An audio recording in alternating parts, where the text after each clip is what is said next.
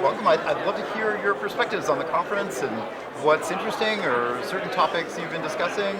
Melissa and I were talking about both PyLadies in New York and also like the women in it's machine learning and data science, right? Women yeah. Women in machine learning and data science. Yeah. I am not good at that acronym yet. I'm gonna have to practice that at home. I don't think anyone is. But Melissa and I were talking about how do we bring women into the open source community? How do we kind of give them like safe spaces and places to acclimate? The numbers are startling. I mean, what she showed, especially like Scikit-learn and other popular packages, it's like one single digit or maybe even less. Yeah. Yeah. So how do we do that? What's your perspective on that? Yeah, so we were just trying to figure that out because that's one of, I guess, PyLadies and women in machine learning and data science's big mission is to get more women and gender minorities involved in open source. So one of the things that I've been organizing, I guess, since regularly since October has been a monthly PyLadies study group, and it's been a really nice space where we have beginners and experts kind of come together and work on projects, side projects, or some people come with nothing, and you end up having like these like separation of people who have similar interests throughout the night. They collaborate and learn stuff from one another, and it's just like beginners end up having like a lot of really great role models in the room. And the other thing I really love about it is we go around and we kind of talk about why we're here, like what we want to learn and what we plan to do for the evening. So it gives everybody a chance to kind of like speak in front of the group, and it's a really warm space, and realize that they're not the only person that doesn't know a lot of things. Everybody else in the room, I think that's like the biggest barrier of entering these spaces is you think that everybody just knows way more than you. And our table was talking about continuous learning, how it really doesn't matter. You can be the top expert, but things change so much. You have to be mentoring to really understand like more perspectives about what you should learn. So it's not a level playing field starting out, but it won't be over time anyway. Yeah. Right, and I think exposing people to that fact that people are always learning. And really makes it, that's one of the barriers for confidence. And I think particularly with women or people who aren't as represented within the open source community. So I was telling her with some of the early people with PyGotham and PyLadies, like some of the advice that I give in New York in terms of ways to get women in. Sometimes it's women mentoring other women. So she's going to do a proposal session for PyGotham. A call for proposal workshop. Awesome. Yeah. Right. So women showing other women how to do it, even if they don't submit it, just to kind of get a sense. But I also think that within the free and open source communities, there are a lot of ways to contribute other than starting on the code base, right? And so I really often advise people to help with the documentation, help with the kind of those front-facing support questions. That way you kind of understand the ecosystem and the culture of the community, and then you can actually figure out what are you interested in, or where's a safer space for you to start to contribute. I love PyCon because I love the sprints, and the fact that it's this very level playing field, and they welcome everybody from newbies to people who've been contributing to the code base for 20 years. And they give a great overview. This is the project. Here's the things that we want to do. Come talk to us in person. Come eat pizza. Come do this. So I'm really excited that locally that people are doing more events like the Scikit-learn. I didn't realize that kind of workshop was going on. Oh, there are Scikit-learn workshops. There's a Reshma in the Women in Machine Learning and Data Science. She organizes a Scikit-learn sprint every year, and Andreas Muller, one of the core contributors, is there. And Columbia, actually. Yeah, he's up in Columbia. And it's a really great. That's where I made my first contribution. And I'm very honest when I talk to people who who are thinking about getting into open source, that it's very hard. But so I'm always just trying to learn and ask people about techniques on how to make that entrance into the open source community a bit more smoother and easier. And it's not all about code commits, or it really shouldn't be measured. That's what we're talking about. Right, There's so much of the social aspect of it for a community, for a product to really grow.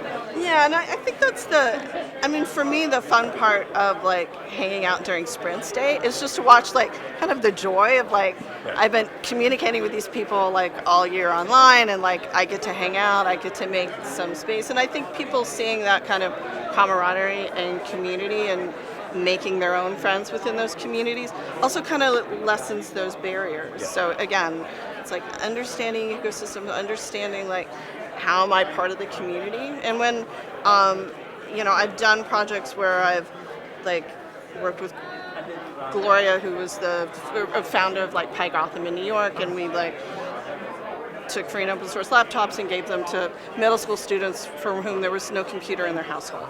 Because I live in a mixed neighborhood like that. And so part of my goal was like, part of them getting the laptop was them acknowledging now they're part of the community. So they had to give something back. Right. And so whether it was going on a forum or answering a question or explaining to their mom how to use their software, or it didn't matter what it was, the whole idea was that this isn't something that you're just receiving. The whole idea is that you're part of something, right? And that people need your help once you kind of like level yourself up, and you've got to be able to troubleshoot your own laptop if you're going to take it home, right? It's like nobody's going to be, so you have to go to those support forums. You have to go to places where there's other people helping. And I think once you kind of, find the helpers, then those are friendlier faces to be able to kind of communicate with. And also just identifying that's a role that's so needed. Oh man, documentation is the last thing anybody wants to do, right? And you and I know, good doc is really helpful. And the projects that have good doc often really succeed better because it's accessible. Like people can use it. It means people cared enough, about how they were going to put their code together and how they were going to do the outreach. I'm curious, are you seeing more companies get involved to help support? I mean, it seems like, big news lately, IBM bought Red Hat, Microsoft bought GitHub, like big corporates are very interested in open source. Mm-hmm. Are they helping out at the community level? Or are there opportunities? No, I don't know. Red Hat's always been such a wonderful community participant. And I've known them since the Bob Young days, forever. Yeah. But, they've always really gone out of their way to have people in the community to support women in open source and stuff. So I'm hoping that, part of IBM's, buying them and bringing them on means they'll continue to support those. Doing it and do better. Yeah. So, there's definitely always been good players in the communities, but there's there's other ways to do that, like supporting core contributing, in the Linux community. We see that with kernel developers, right? Like people who hire and support kernel developers who can interact with each other as well as contribute back to their who writes their paycheck. So, those models are effective too, supporting good people in the community. So, but I don't know, it's hard for me to tell because I'm mainly looking at regionals or conferences and Well, I'm curious. There's a lot of momentum here in New York. The lunch today was outstanding, and seeing what's happening in the New York City area is amazing. What about smaller communities? Are there templates for them to work with, where they can sort of learn from some of the experiences here in New York? I was thrilled to see how much women in machine learning had grown. I wish there was more templates because even for us who are trying to get more people into the space, there's not really that much of a prescription. And when you talk about companies, whether or not they're contributing, I'd say some are, but I think it's disproportionate to the amount of job. Every time when I see a job description, a lot of them use Python, and I don't see the equal amount of contribution and giving back to the community. I'd love to see more of that. I think it's definitely increasing, but maybe, in my opinion, a little too slow. More support for us to kind of have these kind of templates, like what I was saying before. If I have, a little bit more of a prescription of how I can make it easier for people to kind of get comfortable with contributing, that would be great. And I think PyLadies I've seen, I know within the Rails community, the women in the Rails community very much self-organized, just like the women in the Python. And they made, I'm in these communities a long time, they made a huge difference, both in regional and national conferences in terms of the atmosphere, the culture, people feeling that they can really participate more. And that's been great. And New York's been awesome. Like, we have really great regionals now. We have a really healthy programming community. It's not just fintech and ad tech, Right, exactly. which it was in the early days. Right. And I had to travel more than I do now.